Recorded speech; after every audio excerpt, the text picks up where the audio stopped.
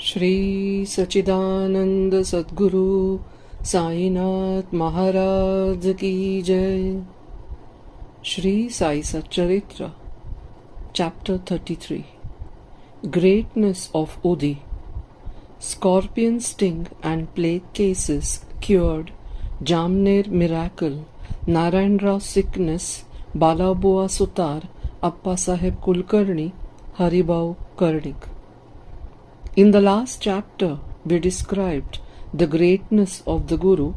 Now in this, we will describe the greatness of Udi. However, both are interlinked. The greatness of Udi is due to the spiritual grandeur of Baba. Preliminary. Let us now bow before the great saints. Their merciful glances will destroy mountains of sins and do away with all the blemishes of our character. Their talk gives us good teachings and confers on us invaluable happiness. Their minds do not know any difference, such as this is ours and that is yours. Such differentiation never arises in their minds. Their debts, obligations will never be repaid by us in this birth as well as in many future births. Udi. It is well known that Baba took dakshina from all, and out of the amount thus collected, he spent on charity and purchased fuel. This fuel he put in the dhuni, the sacred fire which he kept ever burning. The ash from this fire was called Udi, and it was freely distributed to the devotees at the time of their departure from Shirdi. What did Baba teach by this Udi? Baba taught by this Udi that all the visible phenomena in the universe are as transient as the ash. Our bodies, composed of matter of the 5 elements, will fall down after all their enjoyments are over and be reduced to ashes. In order to remind the devotees of the fact that their bodies will be reduced to ashes, Baba distributed Udi to them. Baba also taught by the Udi that the Brahma is the only reality and the universe is ephemeral, and that no one in this world, be he a son, father or wife, is really ours. We come here in this world alone, and we have to go from here alone. It has been found that the Udi cured many physical and mental maladies, but Baba wanted to repeat into the devotees' ears the principles of discrimination between the unreal and the real. He taught non-attachment for the unreal by his Udi and Dakshina. The former, Udi, taught us discrimination, and the latter, Dakshina, taught us non-attachment. Unless we have these two things, it is not possible for us to cross over the sea of the mundane existence. So Baba asked for dakshina, and while the devotees took leave, he gave Udi as prasad, besmeared some of it on their foreheads, and placed his boon-conferring hand on them. When Baba was in a cheerful mood, he used to sing merrily. One such song was about Udi. The meaning of this song was, O playful Ram, come and bring with you sacks of Udi. Ramate Ram aao ji, Udiya ki goniya lao ji. Baba used to sing in a very clear and tender tones. So besides the spiritual implication of Udi, it had also its material significance. It conferred health, prosperity, freedom from anxiety and many other worldly gains. So, the Udi has helped us to gain both our ends, material as well as spiritual. We shall now begin with the stories about the scorpion sting. Narayan Motiram Jani of Nasik was a devotee of Baba. He was serving under another devotee of Baba by name Ramachandra Vaman Modak. Once he went to Shirdi with his mother and saw Baba. Then Baba himself told her that her son should start independent business. Some days after this prophecy turned true. Narayan Jani left service and started a boarding house, Anandashram, which thrived well. Once a friend of this Narayan Rao was stung by a scorpion, and the pain caused by it was severe and unbearable. Udi is most efficacious in such cases. It is to be applied on the point of pain, and so Narayan Rao searched for it but found none. Then he stood before Baba's picture and invoked Baba's aid, chanted Baba's name, and taking out a pinch of the ashes of the joss stick burning in front of Baba's picture, and thinking it as Baba's Udi, applied it on the seat of pain and the sting. As soon as he moved his fingers, the pain vanished, and both the persons were moved and felt delighted. Bubonic plague case. Once a devotee in Bandra came to know that his daughter, who was staying in another place, was down with bubonic plague. He had no Udi with him, so he sent a word to Nana Sahib Chandorkar to send the same. Nana Sahib got this message en route Thana railway station when he was travelling with his wife to Kalyan. He had no Udi with him then. He therefore took up some dust from the road, meditated upon Sai Baba, invoked his aid, and applied it to his wife's forehead. The devotee was very glad to learn that his daughter, who was suffering for 3 days, began to improve from the very moment Nana Sahib invoked Baba's aid near the Thana railway station. The Jamner Miracle. In the year 1904-05, Nana Sahib Chandorkar was Mamlatdar at Jamner in the Khandesh district, which is more than 100 miles from Shirdi.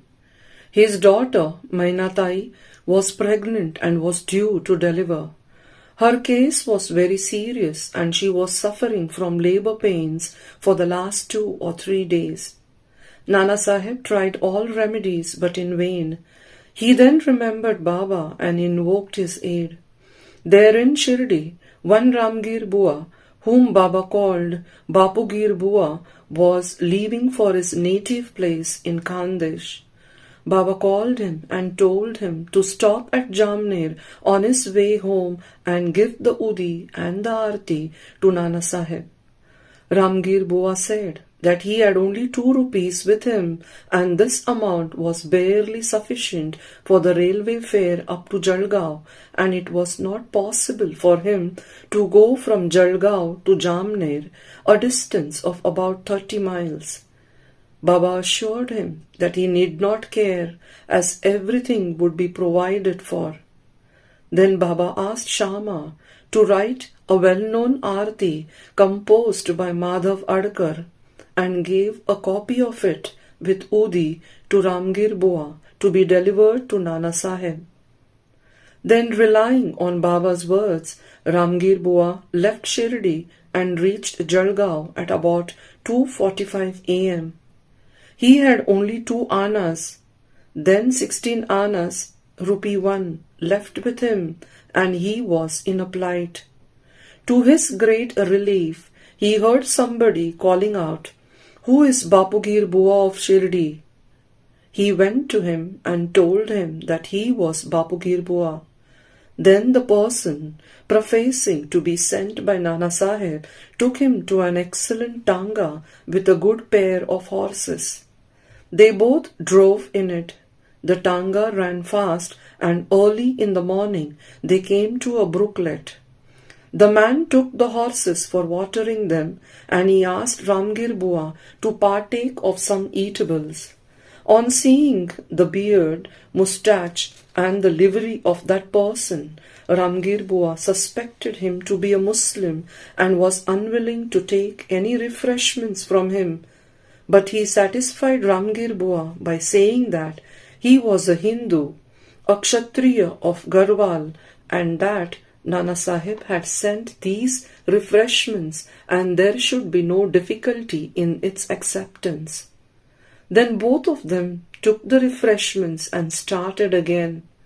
They reached Jamner at dawn.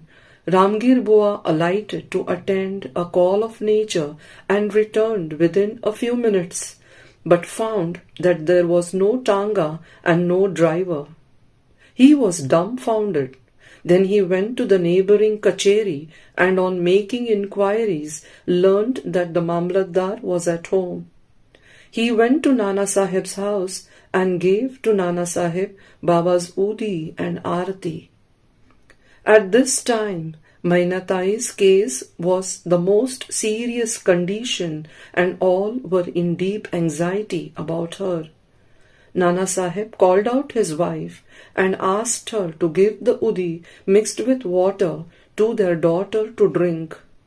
He thought that Baba's help was most opportune.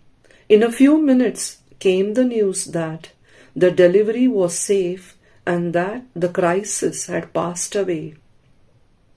When Ramgir Bua thanked Nana Sahib for the peon, tanga, and the refreshments, etc., the latter was greatly surprised, as he had sent none to the station and was not aware of any person coming from Shri.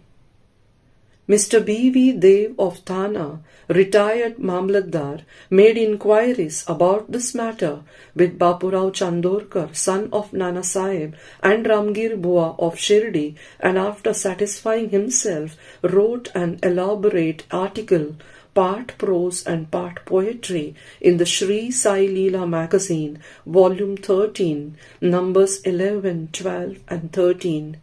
B.V. Narasimhaswamy has also taken down the statements of Mainatai, number 5, page 14, and Bapu Sahib Chandorkar, number 20, page 50, and Ramgir Bua, number 27, page 83, dated 1st June 1936, 16th September 1936, and 1st December 1936, respectively, and published them in his Devotees' Experiences, Part 3. The following is quoted from Ramgir Bua's statement. One day, Baba called me to him and gave me a packet of udi and a copy of Baba's Aarti. I had to go to Khandesh at the time. Baba directed me to go to Jamner and told me to deliver the Aarti and udi to Nana Sahib Chandorkar at Jamner. I said to Baba that all I had was ₹2 and asked him how that could take me by train from Kopargaon to Jalgaon and next from Jalgaon to Jamner. Baba said, God will give. That was a Friday and I started at once. I reached Manmad at 7:30 p.m. and Jalgaon at 2:45 a.m. At that time, plague regulations were enforced and I had much trouble. I was to discover what I should do to get to Jamner. At about 3 a.m., a peon in boots, turban and equipped with other details of good dress came to me and took me to a tanga and drove me on. On the way at Bagur, I took refreshments. We reached Jamner early in the morning and by the time I attended my call of Narayan Rao. Bhakta Narayan Rao, father's name and surname are not given, had the good fortune to see Baba twice during the latter's lifetime. 3 years after the passing away of Baba in 1918, he wanted to come to Shirdi but could not. Within a year of Baba's Mahasamadhi, he fell sick and suffered much. All possible remedies gave him no relief, so he meditated on Baba day and night. One night he had a vision. Baba came through a cellar, comforted him saying, "Don't be anxious, you will be improving from tomorrow and within a week you will be on your legs. Narayana got perfectly well within the time indicated in the vision. Now the point for consideration is this: was Baba living because he had the body, or was he dead because he left it? No, Baba is ever alive, for he transcends both life and death. He who loved him wholeheartedly gets response from him at any time and at any place. He is always by our side and will take any form, appear before the devout Bhakta and satisfy him. Appasaheb Kulkarni.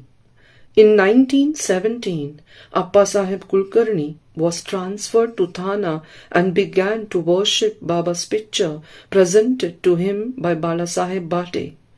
In real earnest he did the worship.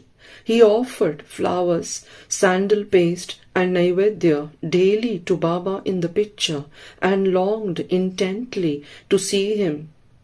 In this connection, it may be remarked that seeing Baba's picture earnestly is equivalent to seeing him in person. The following story illustrates this statement. Balabua Sutar. A saint of Mumbai named Balabua Sutar, who on account of his piety, devotion and style was called Modern Tukaram, came to Shirdi for the first time in 1917. When he bowed before Baba, the latter said, "I know this man since 4 years. Balabua wondered and thought, how could that be, as that was his first trip to Shirdi. But thinking about it seriously, he recollected that he had prostrated himself 4 years ago before Baba's portrait at Mumbai and was convinced about the significance of Baba's words. He said to himself, how omniscient and all-pervading are the saints, and how kind are they to their devotees.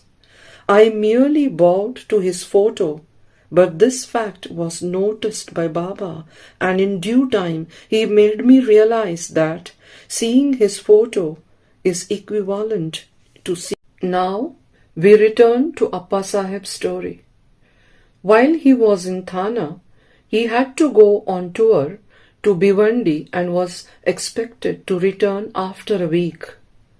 In his absence, the following wonderful thing took place on the third day. At noon, a fakir turned up at Appasaheb's house. His features resembled exactly those of Baba's photo. Mrs. Kulkarni and the children all asked him whether he was Sai Baba of Shirdi. He said no, but that he was an obedient servant of his and came there at his order to inquire after the well-being of the family. Then he asked for dakshina. The lady gave him a rupee. He gave her a small packet of udi and asked her to keep this in the shrine. Then he left the house and went away. Now hear the wonderful Leela of Sai. Appasaheb could not proceed with his tour as his horse fell sick at Bhiwandi. He returned home that afternoon and learnt from his wife about Fakir's visit. He got very restless as he did not have the darshan of the Fakir. Moreover, he did not like that only 1 rupee was paid to him as dakshina. He said that had he been present, he would have paid not less than 10 rupees. Then he immediately started in the quest of the Fakir and searched for him in the masjid and other places without taking any food. His search was in vain. He then returned home and took his food. The readers may remember here Baba's dictum in chapter 32 that God's quest should not be made on an empty belly. Then, after meals, he went out for a walk with a friend, Mr. Chitre. After going some distance, they saw a man approaching them rapidly. Appa Sahib thought that he must be the fakir that came to his house at noon, as his features tallied with those of Baba in the photo. The fakir immediately put forth his hand and asked for dakshina. Appa Sahib gave him a rupee. He demanded again and again, and so Appa Sahib gave him 2 more. Still he was not satisfied. Then he borrowed ₹3 from Mr. Chitre and gave them to him. He wanted still more. Appa Sahib asked him to accompany him to his home. Then they all returned home and Appa Sahib gave him 3 rupees, in all 9. He looked unsatisfied and demanded again. Then Appa Sahib told him that he had a currency note of ₹10. The fakir asked for the same, took it and returned the 9 rupees and went away.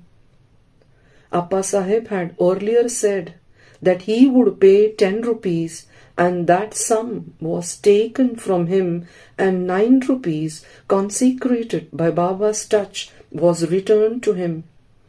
The figure 9 is significant. It denotes the 9 types of devotion, White chapter 21. It may also be noted here that Baba gave 9 coins to one Lakshmibai Shinde at his last. Appa Sahib examined the udi packet and found that it contained some flower leaves and akshata. Then some time afterwards he got a hair from Baba when he saw him at Shirdi. He put the udi packet and the hair in the tabiz and wore it always on his arm. Appa Sahib realized the power of the udi. Though he was very efficient, he got ₹40 as pay in the beginning, but after he secured Baba's photo and his udi, he got many times more and also got much power and influence, and along with this temporal benefits, his spiritual progress was also rapid. So those who are fortunate enough to get Baba's udi should, after bath, apply it on the forehead and take some of it mixed with water as holy tirth. Haribau Karnik. In 1917, Haribau Karnik of Dahanu, Thana district, came to Shirdi on the Guru Purnima day in the month of Ashad and worshipped Baba with all formalities. He offered clothes and dakshina and after taking Baba's leave got down the steps of the masjid. Then he thought that he should offer 1 more rupee to Baba and was just turning to climb up again when Shama signalled him by gesture that as he had got Baba's leave he should go and not return. So he started for home. On his way, when he went into the temple of Kalaram at Nasik for darshan, the saint Narsingh Maharaj, who used to sit inside the temple, came to Haribau, caught him by his wrist and said, "Give me my 1 rupee." Karnik was surprised. He paid the rupee most willingly and thought that Sai Baba recovered the rupee which he intended in his mind to give through Saint Narsingh Maharaj. This story illustrates the fact that all saints are one and illustrates how they work in unison. Bow to Shri Sai.